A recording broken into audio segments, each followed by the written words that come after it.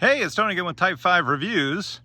I just got done with a long day of yard work, and I thought I'd start off this month of April with a little bit of a different type of series here on the channel. I wanted to do kind of like a lawn blog. One of my hobbies is just keeping track of the yard and getting it nice and green throughout the course of the year. And I get people that ask me, what do you do? So I figured every month this year I'm going to try to keep on top of doing some quick video updates, blog style, just to let anyone know who's interested what I do throughout the year. So actually last week I put down an application of pre-emergent fertilizer because it was getting to be around 55 degrees for the soil temperature. I'll put a link below to the soil temperature website that I use. But right around that 50 to 55 degree mark is when weeds start to pop up. And you want to put something down before those get out of hand. So I had a bag of pre-emergent that had fertilizer and then that weed prevention in it called Dimension or Dithopier. Now there are two different types. There's the Dimension type that a lot of people like to put in the fall, and then there's a different type called Prodiamine, which a lot of people like to use for the spring. I had some of the Dimension fall style pre-emergent on sale that I grabbed from my local supplier. So that's what I decided to put down. I'll probably show some video footage here of me doing that last week, of applying that to the yard while I'm talking about this. But I wanted to get that down soon, and then next month we'll see where the soil temperatures are. If it's around 70 degrees, I might put a second application of that down so it lasts a little bit later into the season. If it doesn't get quite to 70 degrees yet, then I'll just put down a fertilizer application in May, but we'll probably be putting down another pre-emergent. So I wanted to start off just by showing over here. Last fall I planted some grass seed in this section here. We moved the shed from that corner over to this corner, and I planted some grass seed. This is an interesting type of grass seed that I found. It's called Flame. It's an RTF or rhizome tall fescue, so it's supposed to spread. It was really kind of interesting when it sprouted. It had these pink tips to it, and so I guess that's where they get the Flame name from. But it's definitely a little bit of a brighter green in this area than, of course, the Kentucky bluegrass and rye mix that's still kind of coming out of its dormancy in this area. So I'm kind of interested to see how that does here in the summer as things go along. Over the fall, I had a section of fence here that blew down from a storm, so I had to wait for it to warm up, and just this last weekend had to put in some new fence posts and put the old fence back up.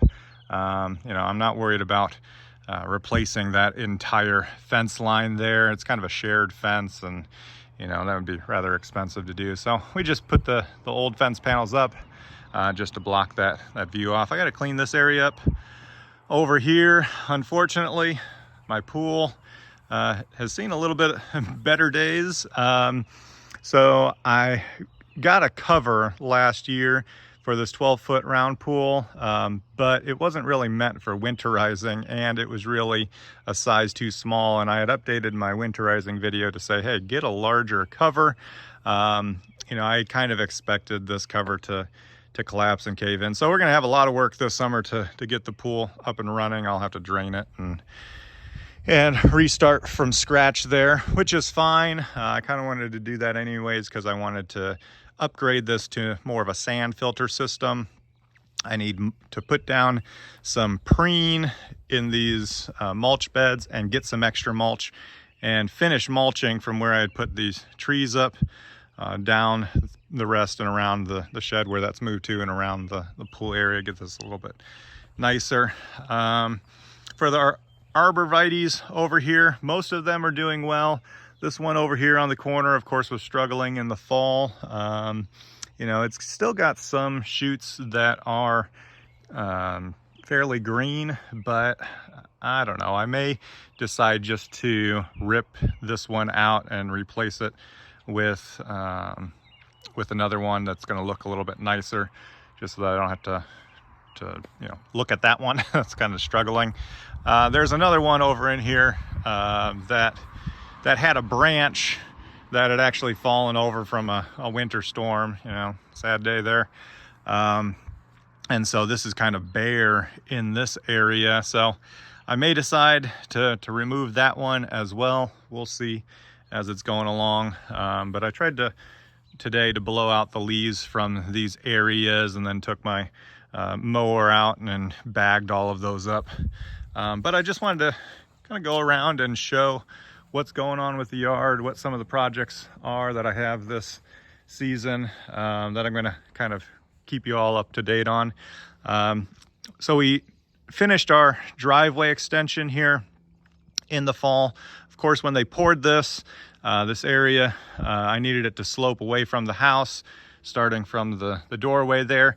And so it's actually up a couple inches from the surrounding grass. So I'm gonna have to do some grading and bring in a bunch of black dirt and just kind of level it off. This area slopes in here, so I want to try to get this to come out a little bit flatter and then taper off down. We're still kind of debating on what to do with this edge over here. I'd really like for, as you drive up into this area, to take some more of those Arborvitaes and put it along the edge here, so that it creates a nice natural fence line between our driveway pad and the neighbor's house there. My wife doesn't like the idea that it might not be even with this row of trees, that it might be over a little bit further. You know, I'm all for symmetry as well, but at the same time, I need to be able to mow through there. So I'll see if I can convince her to let me put a row of trees there. I got a sprinkler head here that I need to, once we get the dirt in the area, to install. And then this will spray in a 180-degree arc to cover this whole area, try to keep the water off the driveway as much as possible. So that's not staining, because we got a lot of iron in our water, which is why you can see this new concrete is nice and white, and all that concrete has been stained over the years with the iron in the water, which isn't a bad thing for your lawn. Your grass needs iron to stay green. So, you know, free iron there. But as we come over to this area, you might notice I have some moles that have decided to make their way through my yard up in this spot and around. So I'll insert a clip here of me installing some of these traps, but I found that if you want to get rid of moles, find a really long stretch, kind of like a main artery or highway of their system, you know, if you would say, and take these spring traps and place them down here into the hole along the main stretch there. And normally when I place them down, I don't know, for some reason I read somewhere, take a screwdriver and poke on either side. I don't know if that really helps or not, but I like to keep that main trunk open and place those traps. I've had really good success with those spring traps. So we'll see if I have an update for the next video on whether or not I've caught any moles. And then between now and our next video, you know, I got to continue cleaning up these mulch beds. I may need to spray some weed killer. I need to put down some preen weed prevention in these mulch beds as well, but they're looking pretty decent still from not having done much to them since last summer. And then kind of clean up some of these areas where we have the hostas that are starting to pop up. So, you know, all in all, we're making some progress here.